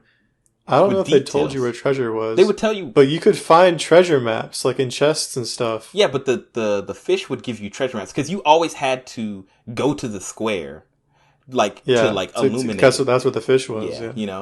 And so maybe you had to talk to the fish. No, I don't remember. But anywho, it was good. The way they did it. So like, see if these could do that. Like, give me a linear experience where it's about literally doing a pirate's tale with my friends. Like, take out the PvP. Just even use the map that you have now, but put more interesting discoveries and What are your thoughts? 3 Yams, aka the Kyle. Like, what would you do to make the game fun? More fun or more interesting? So, our limited time on the islands, I will say, overall seemed pretty barren. Like, I don't know if something changes later in the game where you can discover more about what the islands have to offer. I don't know if it's one of those games where they think that their interesting set pieces are enough to tell you a story. You make up your own stories, or somewhere in between. It's really hard to tell, I guess, to get the pulse on what this Rare wanted for Sea of Thieves as far as a narrative experience. Because it's like, it's not deep into the game, but it's, you almost fight against doing something narrative in it. Like the voting system where you have to go to a physical table and vote on a quest that you don't really know what's going to happen type, from the simulator standpoint, I think it's really cool. It's immersive, very tactile, as we've been saying. Everything in this game has some sort of physical representation. And I appreciate that. But I will die on the hill that is feedback and say that, in Wind Waker, I haven't played Wind Waker, but I've seen it played. And I've seen a lot of games that do deal with maps and discovery treasures. I don't think it's a good thing that a lot of games have gotten to the point to where if something's on the ground far away, even the Breath of the Wild did this, it's far away, it has like this little glimmer to it. I feel like there's a more elegant way to do that. It's not immersion breaking, and it's like it's a glimmer in the corner of your eye, so it's kind of I get it. I don't dislike it. I think there's a more elegant ways to do it, but at least something like that, because to me, like in Sea of Thieves, and I'm going to die on this hill, like I said, but if we're all in the area, if I'm standing on top of it within 5 in-game meters, there should be some sort of feedback. That's all I'm saying. You know what I'm thinking? I'm thinking instead of having feedback necessarily, the map would just subtly change. Maybe the map would zoom in a little bit. If you were in the right area, it would just automatically like kind of, zoom in on the spot so that you get more detail. Proximity-wise, yeah. And that'd be great. And to me, that still counts as feedback because the disconnect now is that we don't know if anything we're doing is right. Because one thing about the place we were digging is that there was a steep incline and a huge drop-off all in the same area. And so there were so many different things that could have contributed to, if the system was how you described it, Steve, where it's kind of randomly generated in some way, that something was poorly placed and it was like in between who knows where. And I'd say this, I wish that the X didn't also obscure the map so much that you couldn't even be sure if you were exactly where you were when there's a lot of like different pieces of elements nearby. If there's like really fine landmarks, the X just covered everything up. Yeah, and there's no way to zoom in, so you can't remove the X, so you can't even at least get an idea. Okay, this is what it kind of looks like. Oh, that rock over there, I think the way that going back to Wind Waker, the way that they handled treasure in the water was that like you couldn't see the little gold outline until you were like a certain distance from it. So like you had to be close. And then, like, take in what I think, which is funny that I'm even mentioning this, Fortnite,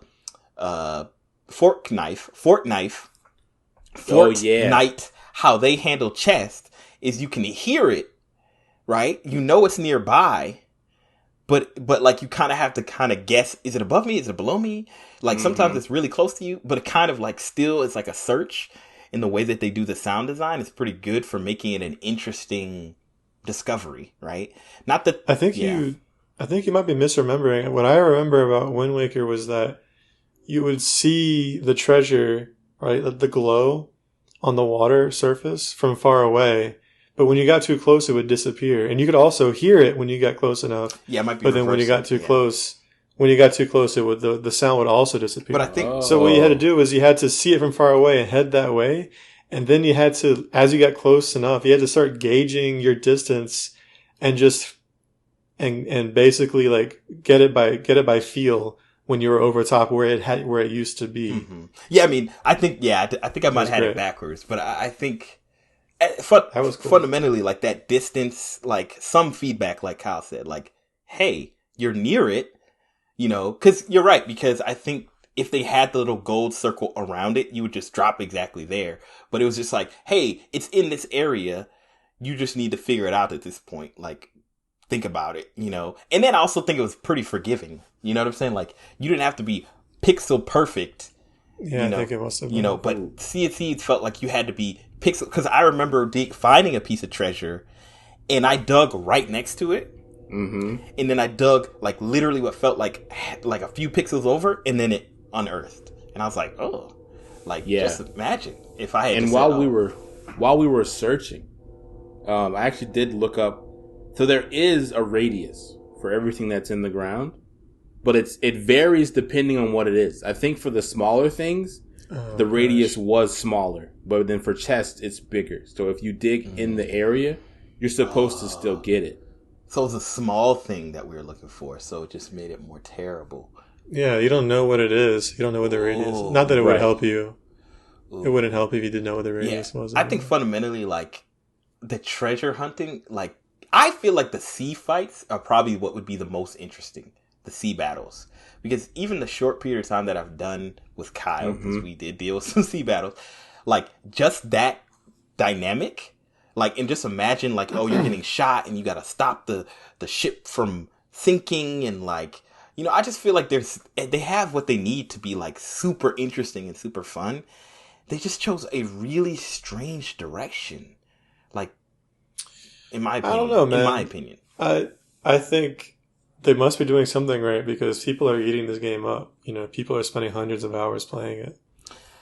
And they love it. They love the set pieces. They love the lore. They love the storytelling.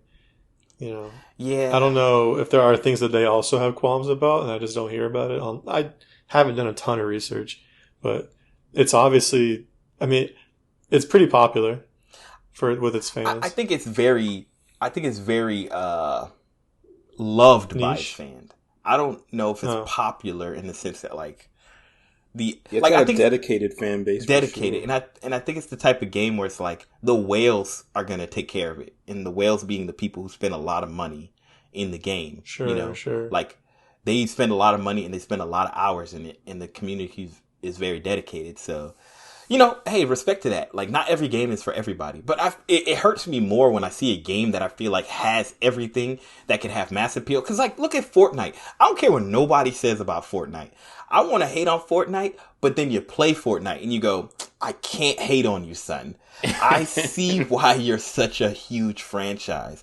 You have really, really tried to make the game accessible, but also deep. Like, and they've worked really hard, and I think they deserve all the credit. Yeah, make fun of little kids doing the Fortnite dance. But I'm a grown man and I'm like, bruh, this game is actually fun. Like, legit. It's a fun. problem. Like It's had its ups and downs too. Like sometimes it's Mm-hmm. good or sometimes it's bad depending on what season you're in. That's true. Yeah, yeah. But that's and I'm okay with like Sea of Thieves maybe having its ups and downs. But it kind of almost feels like, nah, we're happy with what we got. We got the money we need to survive. We're not going to do anything more. We're not trying to cater to anybody else but our fan base, Yeah, And I'm like, the I things get it. that we're experiencing seem like the things that would have gotten scrubbed out if they cared about those things. Mm-hmm. Like maybe the core game and for the what do you like the hardcore players, like maybe they don't want any feedback. They want to find the treasure just on the map. But like those, I guess for lack of a better way of saying it, those accessibility options for the rest of the player base doesn't seem to be taken into account. Yeah. And I think it's okay to have tiers. I think it's okay to have the PvP worlds with the intense battles and the blah, blah, blah, blah, blah. But I think it's also okay to say, like, hey, I'm a casual and I just want to enjoy the best parts of the game. We don't have to be in the same world. You know what that means? You make twice as much money, baby. Like, it's okay. Like, it's like games in general that give you difficulty levels. Like, nobody asks you, you finish Uncharted or you finish God of War or whatever game. They don't go, what difficulty did you beat it on? No, that's not the point. The point is you beat it. And then you could talk about the shared experience that you had. You know what I'm saying? Like, like nobody cares. Somebody asks you that, evaluate if you still want to be friends with that person. People care in Halo. What difficulty? I'm not friends with people that play Halo. And I think it's okay if it's your friends who are like that type of people, but like if I'm in Walmart and you see me wearing a Halo shirt and you go, what difficulty did you beat the campaign on? I'm gonna say, bro, if you're in Walmart and I see a stranger wearing a Halo shirt, I'm not even gonna say hi. Exactly. That's not a good example.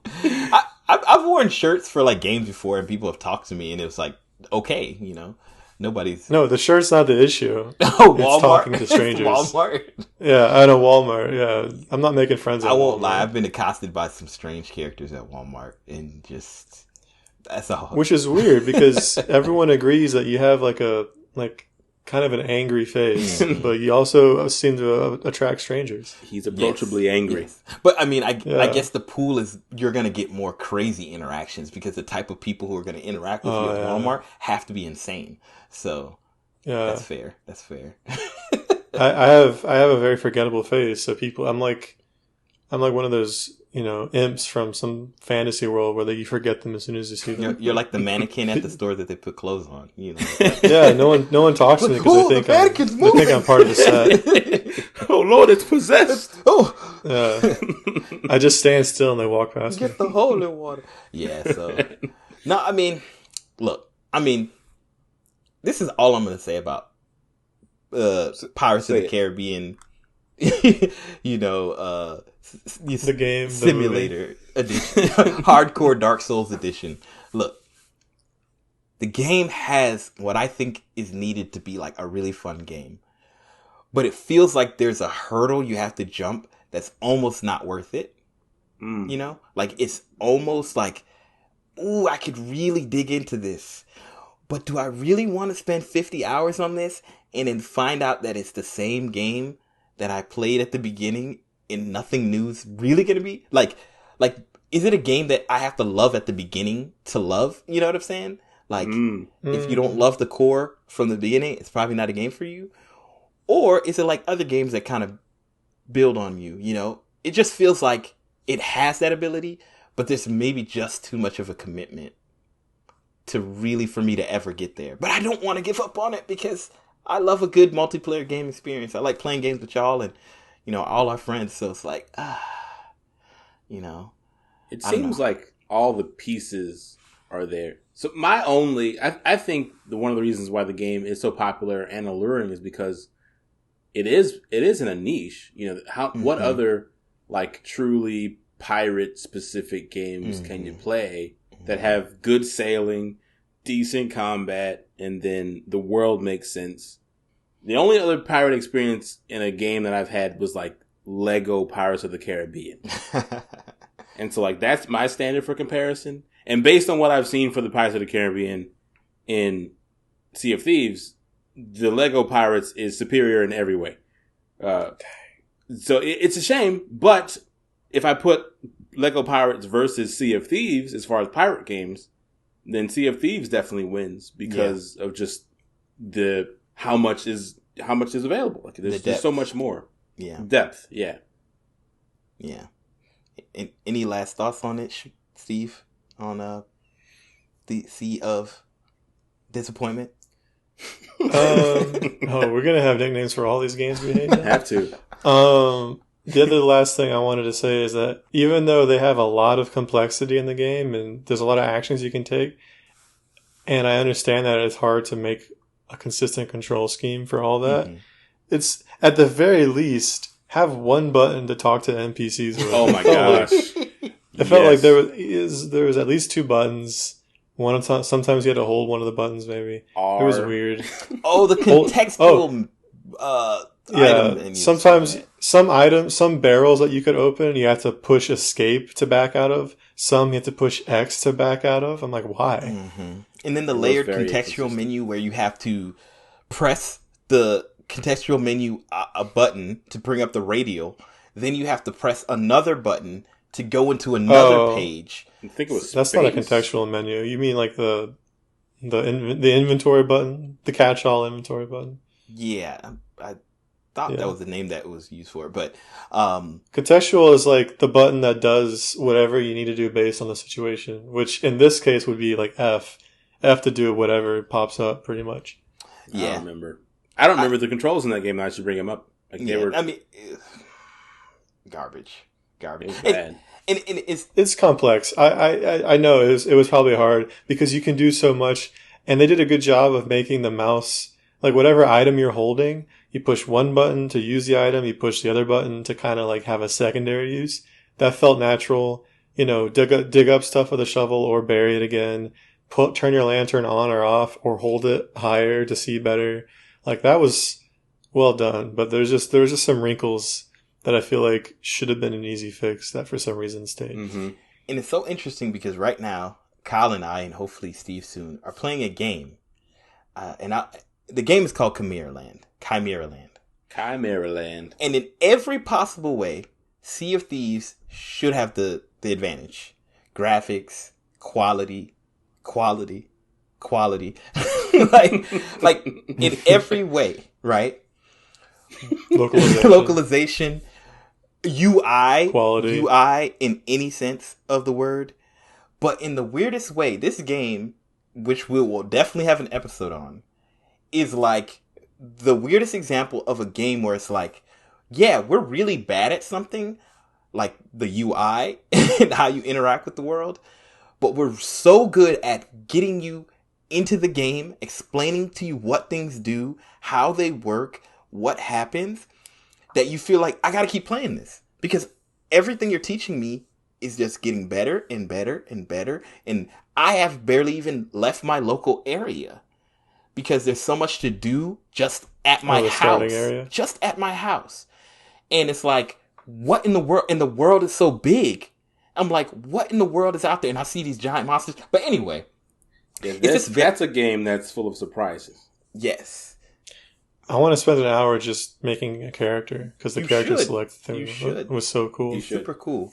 You can and should. You should. And I just say that to say, like, that's like, I would say that it should be called Sea of Potential. Because, like, it has something. That sounds like a quantum mechanics thing. Sea of Potential. Like, yes, physics for the win. Like, it has something. And I can feel it, and I feel like we can all feel it. But then I see a game like Chimera Land. In your bones? Yes, in my sea dog bones. In your skull? In my skull. Yes, in my skull. I can feel it. But then I run into a game like Chimera Land, which we will definitely talk about, which I feel like does everything right, and it seems not everything right. This seems to have a love and care, even though it is one of the worst looking games I've seen in a long time. Like, and free. It is free. And it's free. Oh, man. It's just sad to see. And it's not made by a company that's been around for decades, that is now owned by Microsoft. Yes. If anything, this game literally feels like it's a virus. Like, the way that you get it, the way that you download things, it feels like I'm downloading a virus. Yes. But it's a good virus, and it can riddle my body with disease, and I'm going to keep on playing. Oh my gosh. You know, so. Well, that was exciting. So anywho, Sea of Thieves, Sea of Disappointment, Sea of Potential. I think we're going to try one more time. And maybe we'll give you our Super Agile Bros Nation a recap. An update. Final remarks. It might just be at the end of another episode. But yeah, I don't know. I'm sad that I'm disappointed. But hey, you know, nothing against everybody who loves the game out there. Enjoy it, do your thing. But personally, you know, I will throw hands if I see any. Anyway, so a red shirt. if I see Jack Sparrow in the streets after that. So anyway, yeah, so we definitely didn't talk about what we said we were going to talk about. But hey, that's what we all about. We talk about what really matters. So Sea of Thieves, baby. And Sea of Potential. We'll definitely come back to this games that surprised us topic again. We have lists. We all do. So I definitely want to talk about it more. But this is definitely a game that surprises us in a negative way, sadly. At this point. Maybe it'll change. But well, you guys want to wrap up this episode and then just record the next episode immediately? Just go into the night. Go on to the night. Y'all don't have lives or any plans tonight, right? Zero. I mean, Sea of Thieves. I was going to play some Sea of Thieves. Yeah. Sea of Thieves definitely thinks I have no life the way that they've treated us. But but yeah. So anyway, as always, once again, thank you, Kyle. I appreciate you being on this episode. Always a pleasure. And thank you, Steve. It's a pleasure to have you here. It is a pleasure to be here. Yes. And thank you, Super Agile Bros Nation. Thank you to every listener. First time, second time, or last time listeners. Thank you for listening to us. We really appreciate you guys. As always, have a blessed day. Have a blessed week. Enjoy yourselves. Play Sea of Thieves, but more importantly, play Chimera Land. Chimera Land. It's worth your time. And we'll talk about it soon. But until next time, y'all take it easy. Peace. Dead men tell no tales. Insert booty joke. Oh, God.